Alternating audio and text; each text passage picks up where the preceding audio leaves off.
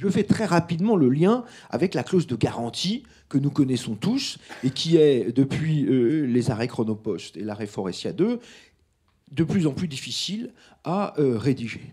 Parce que quand on regarde ce que dit la Cour de cassation et ce que va dire après, on en tire un mot, le projet de code des obligations, on voit bien que ça ne doit pas toucher à l'obligation essentielle.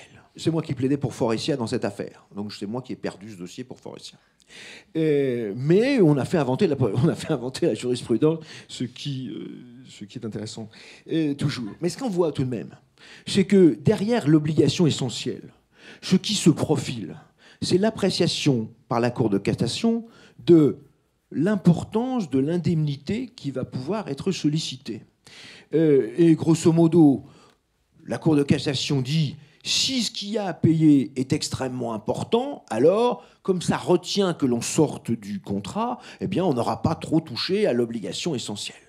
La difficulté, c'est que nos amis de la Cour de cassation, ils ont des masses monétaires, une appréciation qui est celle de magistrats, et c'est normal parce qu'ils sont là, et qui n'ont pas forcément l'appréciation d'un industriel qui, comme dans le cas qui nous occupait, voit qu'un ERP qui devait installer de façon européenne ne l'a pas été.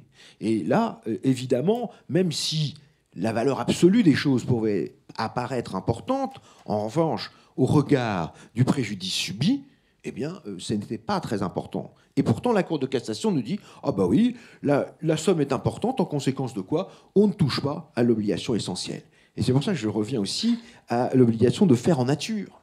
Parce que finalement, plutôt que d'être garanti d'un concontractant qui s'arrête et qui peut continuer, comme c'était le cas, peut-être on a intérêt à dire: mais en fait, moi, c'est pas votre garantie que je veux, c'est l'exécution en nature que j'ai prévue et que j'ai contractualisée. Je crois que c'est une piste intéressante pour essayer de contrebalancer l'appréciation toujours difficile de ce qu'est une obligation essentielle ou de moment où le contrat est vidé de son obligation essentielle par la Cour de cassation.